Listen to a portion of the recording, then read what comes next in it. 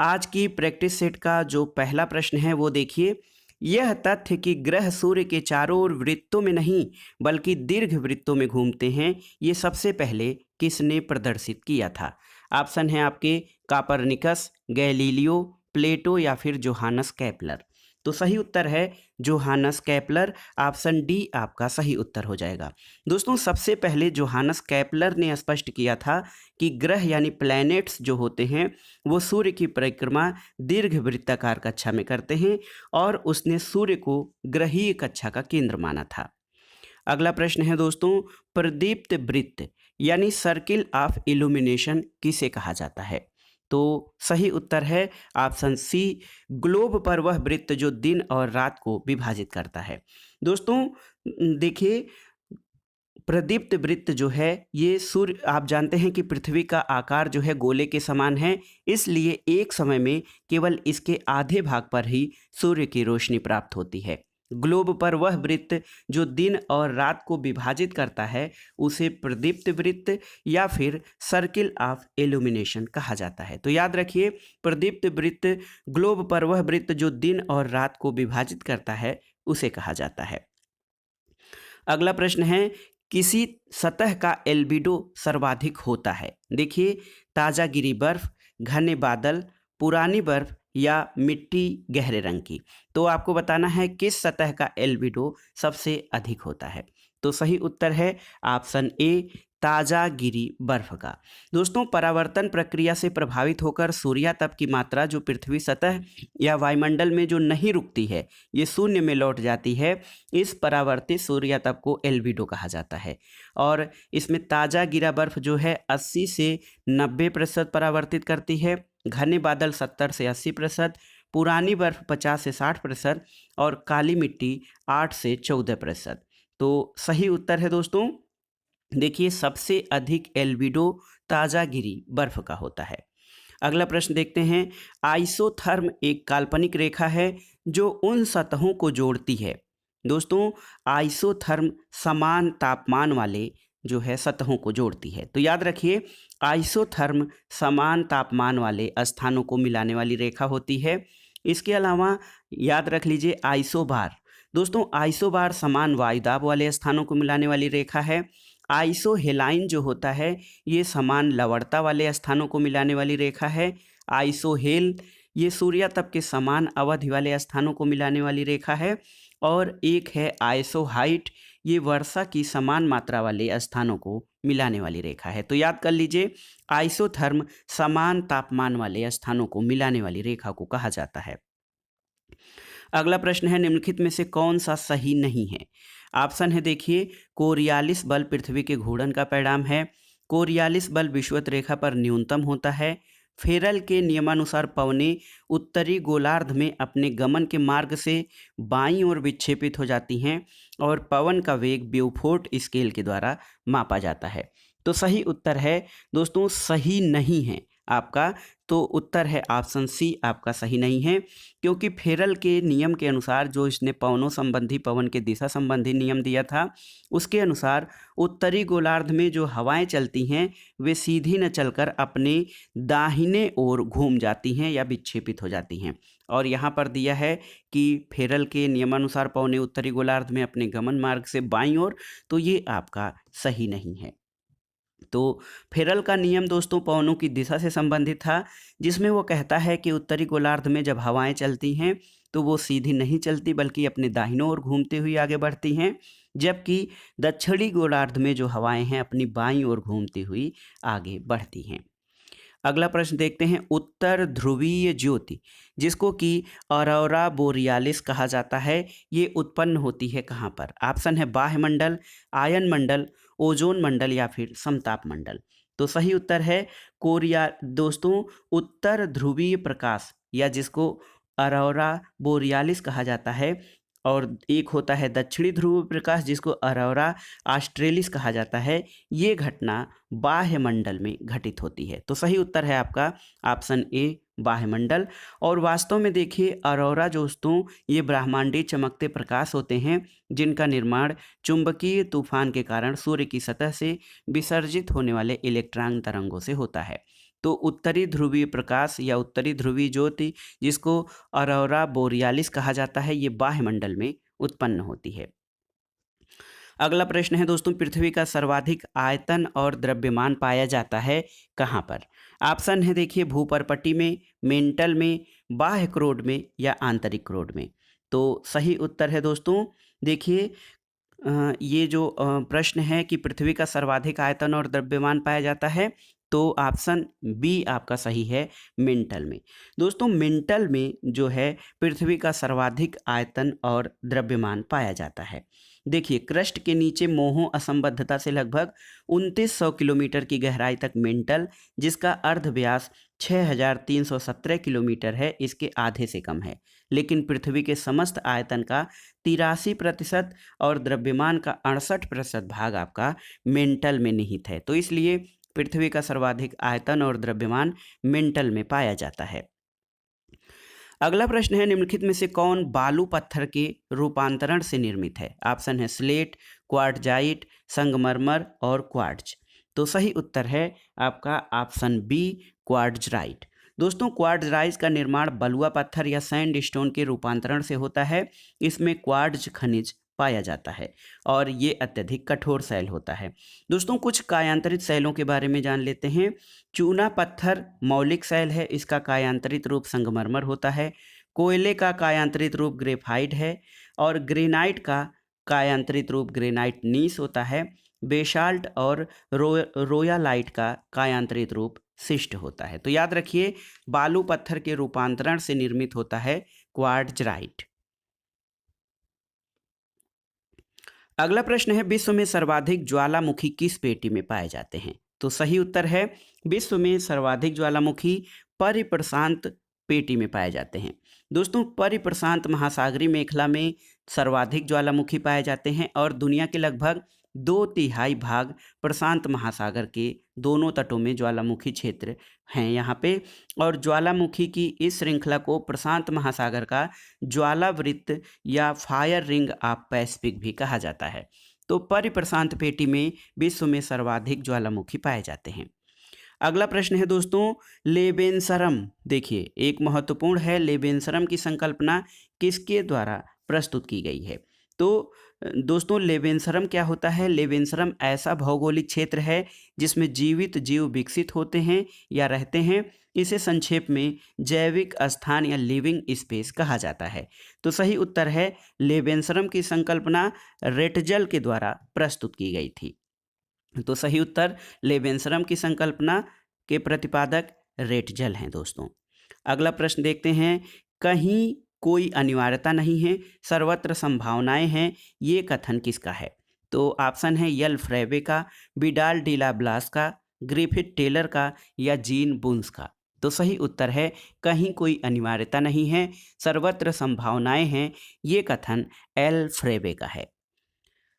दोस्तों अगला प्रश्न देखते हैं कि प्रादेशिक भूगोल भूगोल का क्रोध है, ये कथन किसका है? तो सही उत्तर है दोस्तों, प्रादेशिक भूगोल भूगोल का क्रोध है, ये ब्लांस का कथन है। देखिए ब्लांस प्रादेशिक भूगोल का क्रोध मानते थे। उन्होंने प्रादेशिक अध्ययन पर बल देते हुए बताया कि इसके अंतर्गत किसी प्रदेश के भौतिक, ऐतिहासिक, राजनैतिक और आर्थिक तत्वों के प्रभावों को स्पष्ट करना जरूरी है। मानव भूगोल के सिद्धांत 1921 और फ्रांस का भूगोल ब्लांस की महत्वपूर्ण पुस्तकें हैं। अगला प्रश्न है, भारत में महासागरीय तट वाले राज्यों की कुल संख्या कितनी है? ऑप्शन देखिए 7, 8, 9 या 6। तो सही उत्तर है, भारत में महासागरीय तट वाले राज्यों की संख्या 9 है। दोस्तों इसके अलावा 4 केंद्र शासित प्रदेश भी तटीय सीमा को स्पर्श करते हैं।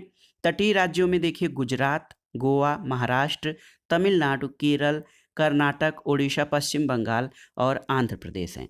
इसके अलावा तटीय केंद्र शासित प्रदेशों में आप जानते हैं अंडमान निकोबार द्वीप समूह, पुडुचेरी, दमन द्वीप और लक्षद्वीप हैं। अगला प्रश्न है दोस्तों, कश्मीर घाटी किसके किसके बीच है? तो सही उत्तर है, कश्मीर घाटी पीर पंजाल और जास्कर श्रेणियों के मध्य स्थित है। याद रखिए, कश्मीर घाटी जास्कर और पीर पंजाल श्रेणी के मध्य स्थित है। कश्मीर घाटी की उत्तरी सीमा जास्कर श्रेणी और दक्षिणी सीमा पीर पंजाल श्रेणी के द्वारा निर्मित होती है। अगला प्रश्न है, भारत में किस मृदा का विस्तार सर्वाधिक है? ऑप्शन देखिए, शुष्क मृदा, लाल और पीली मृदा, जलोढ़ मृदा और लैटराइट मृदा।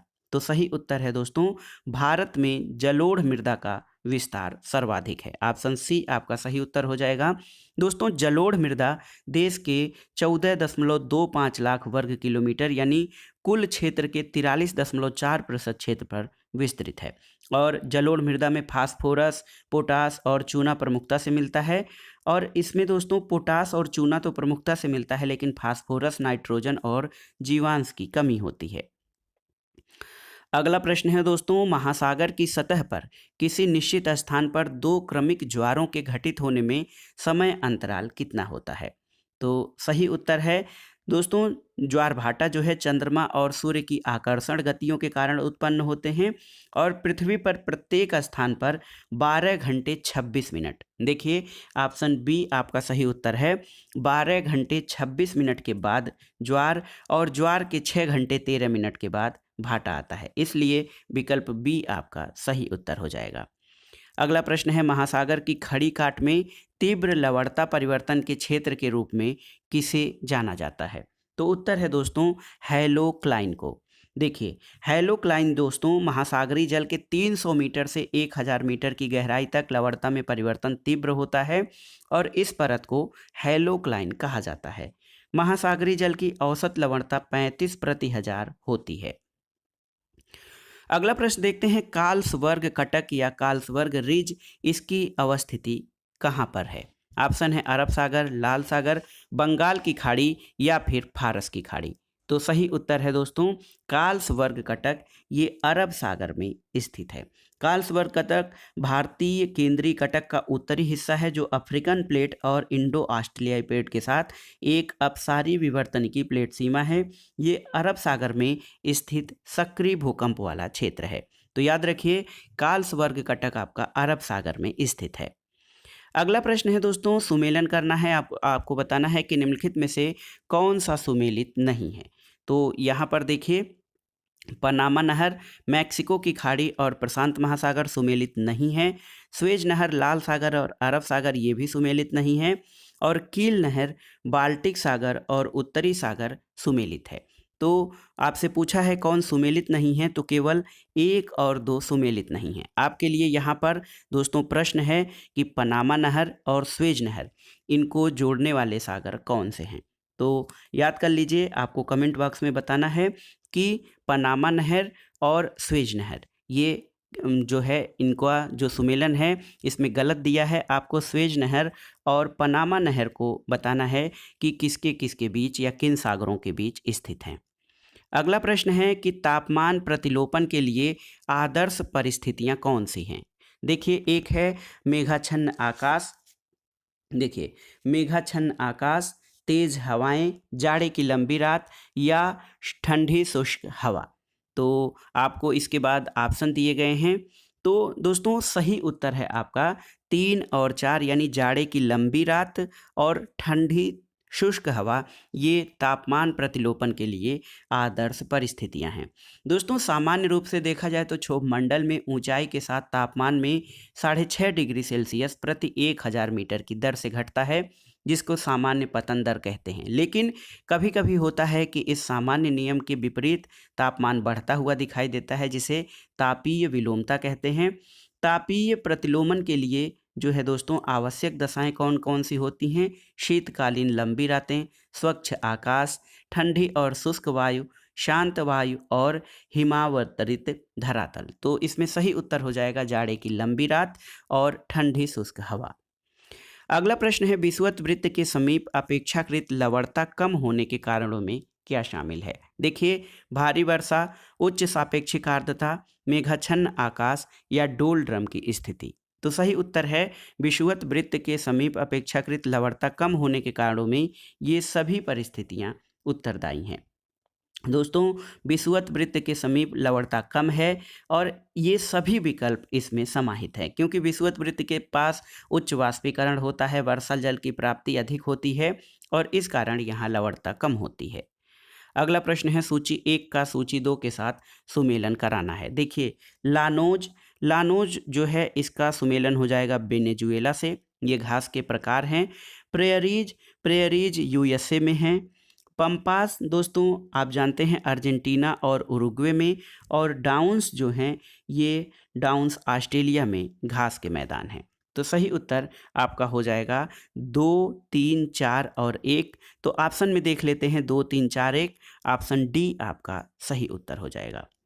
अगला प्रश्न है दोस्तों, पारिस्थितिकी तंत्र शब्द का प्रयोग निम्नलिखित वैज्ञानिकों में सबसे पहले किसने किया था? ऑप्शन है ईपी योडम, फ्रेडरिक क्लीमेंट, एजी टांसले या फिर चार्ल्स सदरलैंड। तो सही उत्तर है पारिस्थितिकी तंत्र शब्द का प्रयोग सबसे पहले एजी टांसले ने किया था। दोस्तों 1935 में एजी टांसले द्वारा सबसे पहले पारिस्थितिकी तंत्र या इकोसिस्टम की संकल्पना प्रस्तुत की गई थी।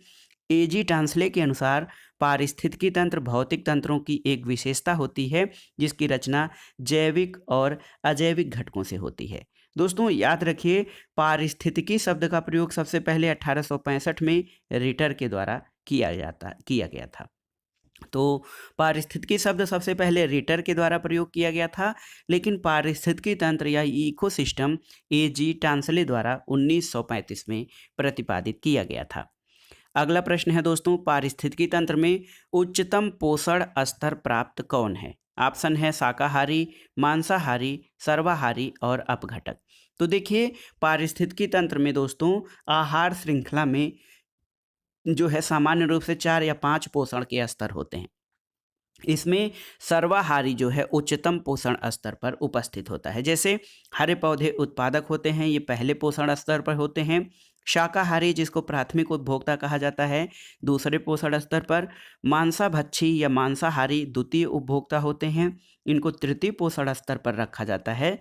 शीर्ष मांसाहारी जो तृतीयक उपभोक्ता होते हैं, ये चौथे पोषण स्तर पर होते हैं। और सर्वाहारी जो है ये चतुर्थक उपभोक्ता होते हैं, इनको 5वें पोषण स्तर पर रखा जाता है। अगला प्रश्न है दोस्तों, जीव भार का पिरामिड किस पारिस्थितिकी तंत्र में उलट होता है? ऑप्शन है वन, तालाब, घासी स्थल या शुष्क स्थल। तो सही उत्तर है दोस्तों देखिए जीव भार का पिरामिड तालाब में उलट होता है। देखिए दोस्तों होता यह है कि पारिस्थितिकी तंत्र के विभिन्न स्तरों में प्रति इकाई क्षेत्र में उपस्थित जीव भार के रेखा चित्र निरूपण को जीव भार का पिरामिड कहा जाता है। स्थल में जो पारिस्थितिकी तंत्र होते हैं वहाँ पे जीव भार का पिरामिड सीधा होता है, लेकिन जलीय पारिस्थितिकी तंत्र जैसे तालाब में जीव भार का पिरामिड उल्टा होता है। अगला प्रश्न है, भारत का सबसे पुराना या प्रथम जल विद्युत स्टेशन कौन है? ऑप्शन देखिए खोपोली, पाइकारा, मेटूर या फिर सिद्राबाग।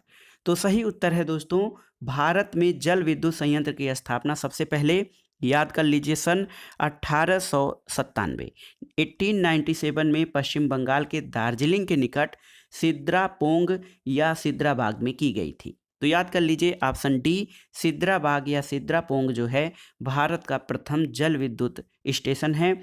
लेकिन दूसरा जल विद्युत संयंत्र 1902 में कर्नाटक के शिव समुद्रम में लगाया गया था जो कावेरी नदी पर स्थित है। अगला प्रश्न है दोस्तों, सूची 1 का सुमेलन सूची 2 से करना है। खाद्य उत्पादन में वृद्धि ये हरित क्रांति से संबंधित है। दुग्ध उत्पादन को श्वेत क्रांति से जोड़ा जाता है। मत्स्य उत्पादन को दोस्तों नीली क्रांति कहा जाता है और उर्वरक उत्पादन भूरी क्रांति के रूप में जानी जाती है।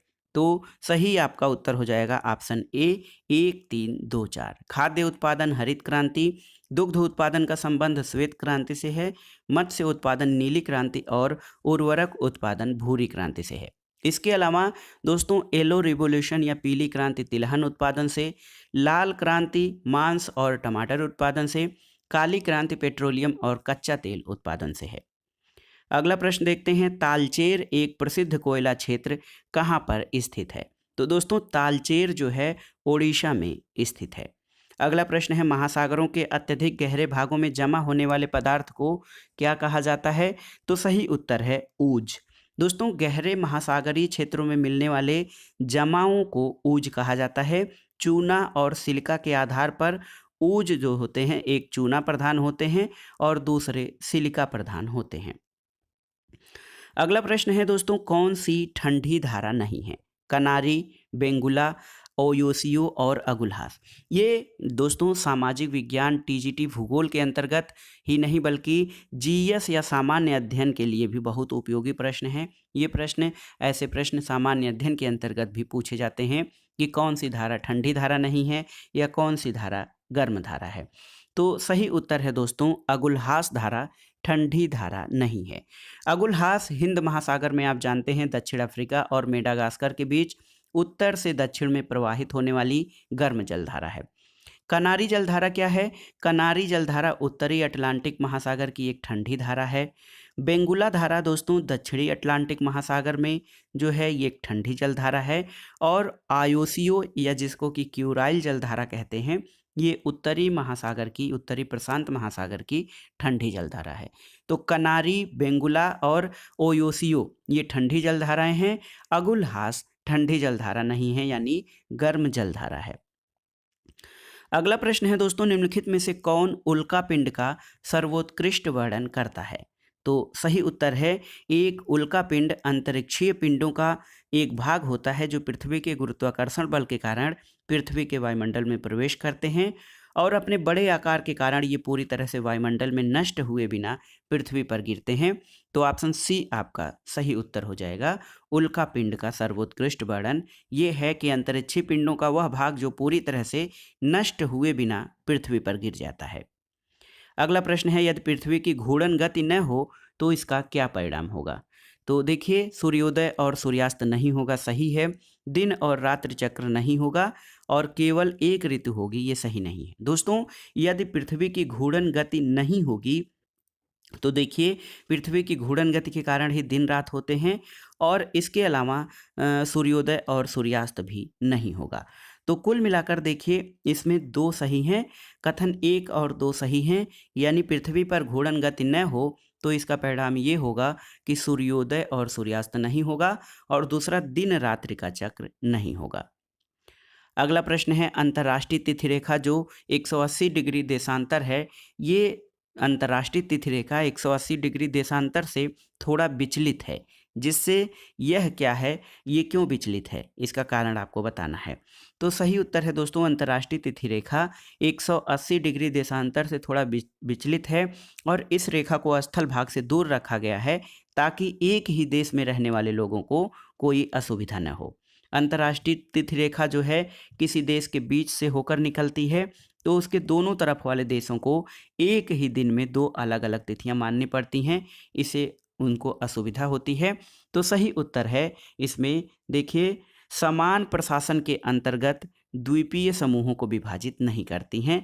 ऑप्शन ए आपका सही हो जाएगा। इसीलिए अंतर्राष्ट्रीय तिथि रेखा 180 डिग्री देशांतर से थोड़ा विचलित है ताकि किसी एक द्वीप समूह या स्थलीय भाग को कोई असुविधा न हो दिन और तिथि के बारे में। अगला प्रश्न है दोस्तों गुटेनबर्ग डिसकंटिन्यूटी किसके मध्य पाया जाता है? तो दोस्तों गुटेनबर्ग डिसकंटिन्यूटी या असंबद्धता मेंटल और क्रोड के बीच पाया जाता है। ये असंबद्धता पृथ्वी में 2900 किलोमीटर की गहराई पर है। तो याद रखिएगा गुटेनबर्ग जो है जीएमसी याद कर लीजिए, जीएमसी गुटेनबर्ग असंबद्धता मेंटल और क्रोड के बीच है। अगला प्रश्न है दोस्तों निम्नलिखित में से कौन साक्ष्य महाद्वीपीय विस्थापन की पुष्टि नहीं करता है? ऑप्शन है आपके देखिए पूरा चुंबकत्व, तापीय संकुचन, ज्वारीय तल या सागर नितल प्रसरण। तो सही उत्तर है तापीय संकुचन। दोस्तों तापीय संकुचन जो है ये महाद्वीप और महाद्वीपीय बेसन की उत्पत्ति से संबंधित है, न कि कॉन्टिनेंटल शिफ्ट से। तो याद कर लीजिए महाद्वीपीय विस्थापन की पुष्टि जो नहीं करता है वो है तापीय संकुचन सिद्धांत।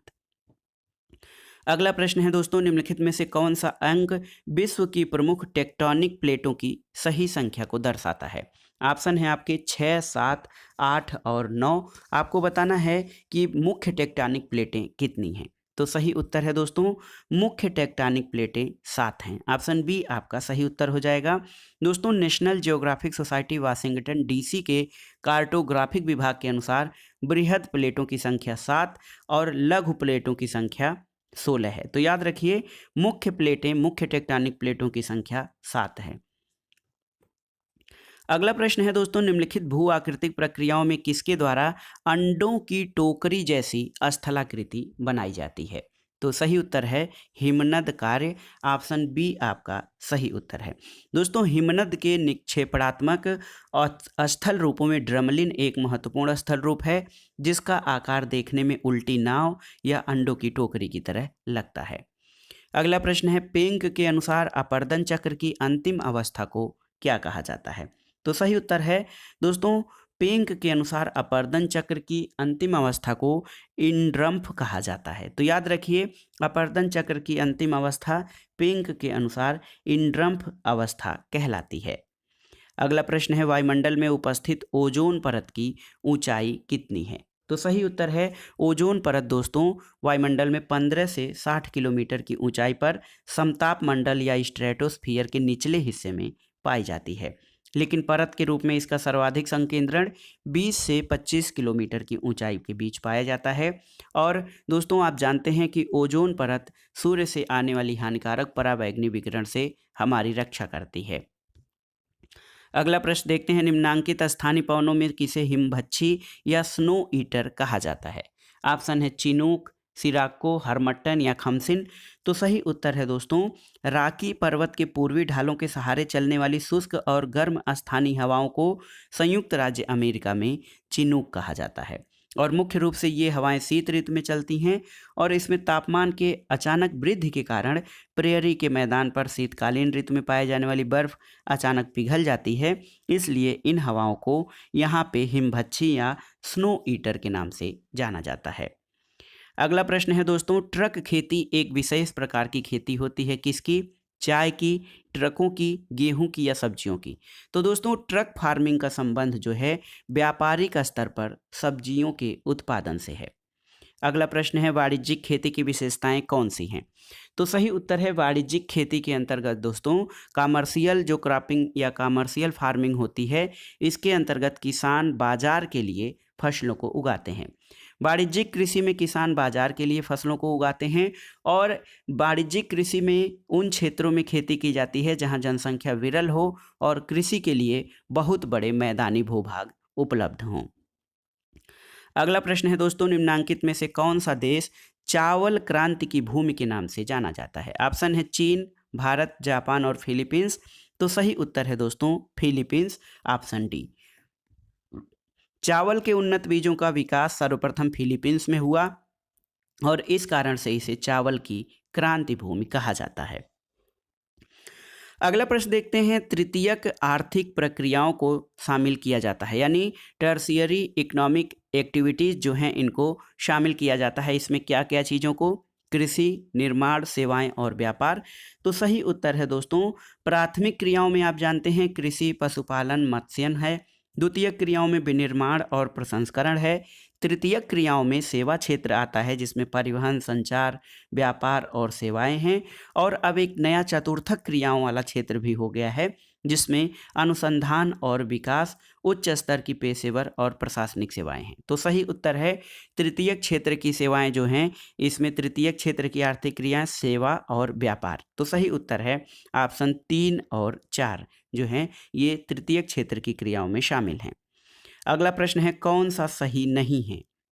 तो आपको बताना है कि इसमें कौन सा सही नहीं है। दोस्तों देखिए, इग्लू जो है एस्किमो द्वारा बर्फ से बनाया गया अर्धगोलाकार घर होता है, ये सही सुमेलित है। इसके अलावा यूर्त जो होता है मध्य एशिया के किर्गिज जो है कालमुख और कज्जाक द्वारा पशुओं की खालों से निर्मित अस्थायी मानव आवास है। और मसाई दोस्तों ये क्राल मसाई जनजाति के द्वारा निर्मित झोपड़ियों को कहा जाता है।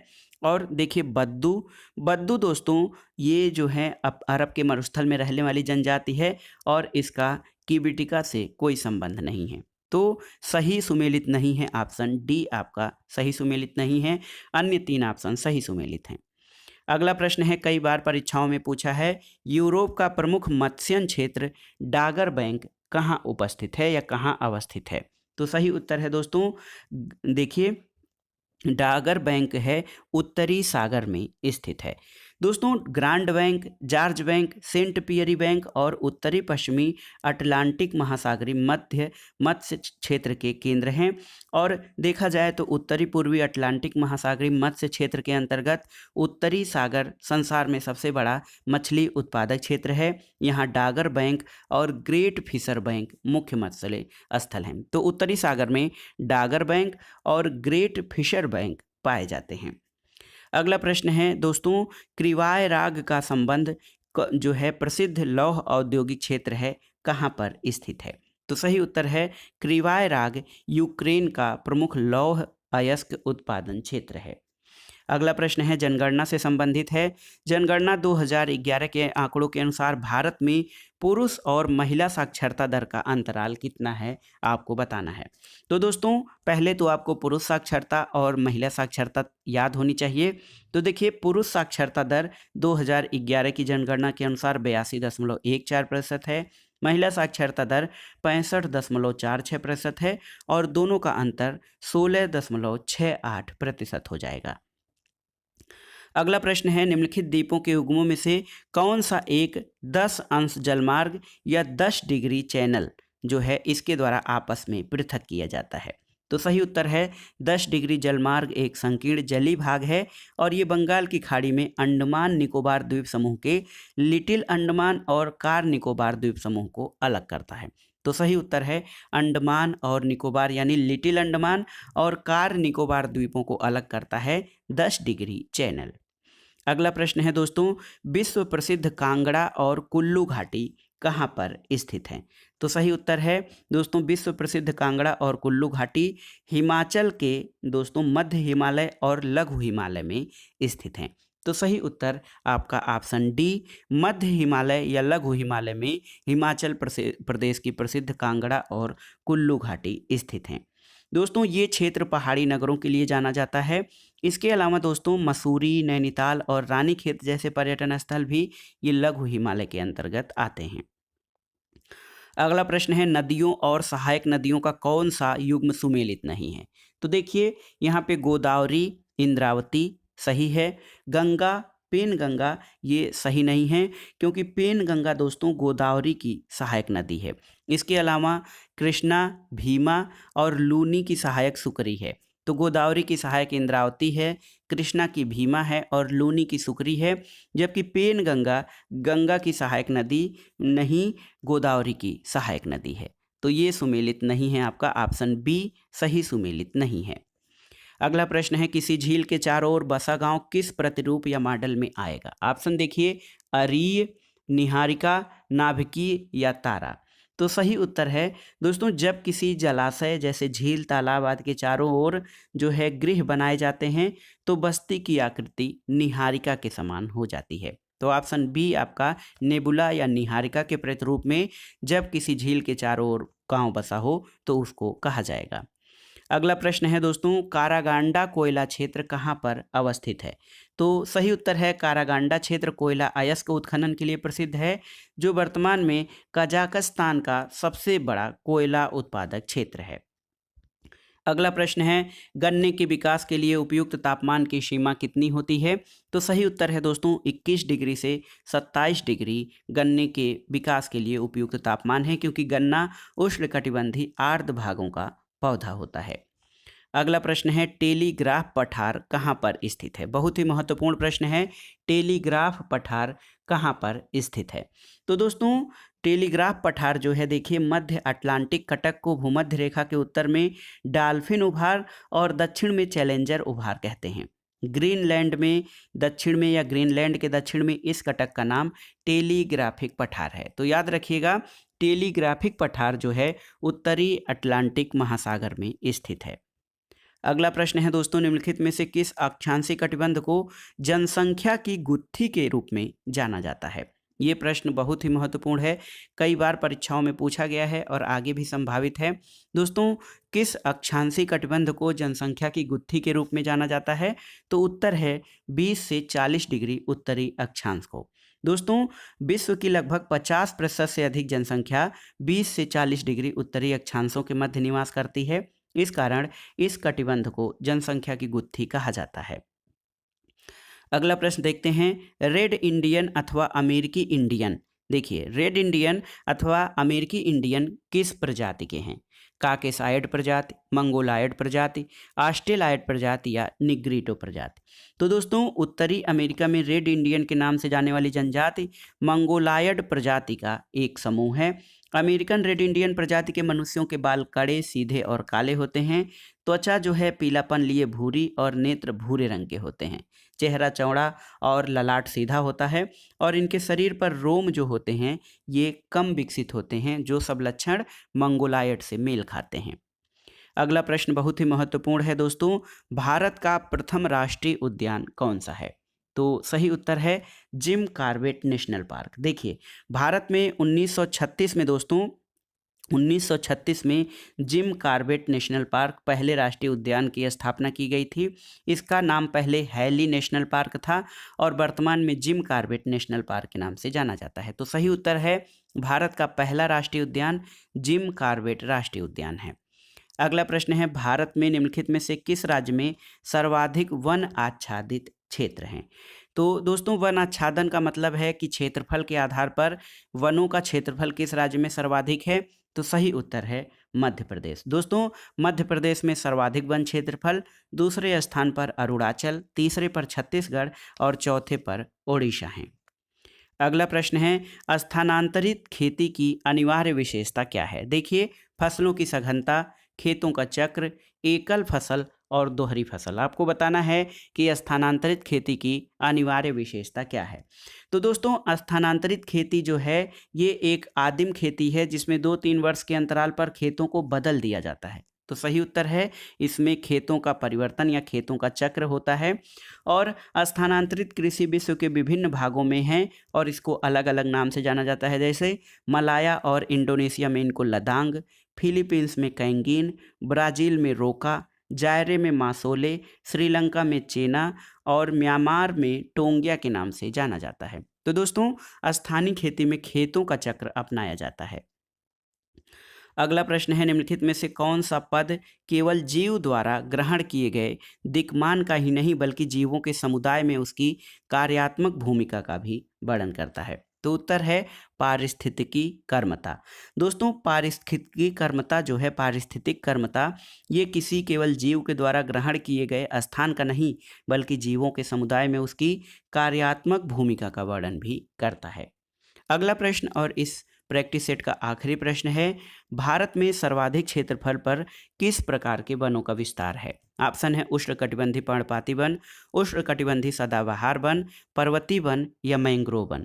तो सही उत्तर है उष्णकटिबंधीय पर्णपाती वन जो है दोस्तों भारत में सर्वाधिक क्षेत्रफल पर विस्तृत हैं।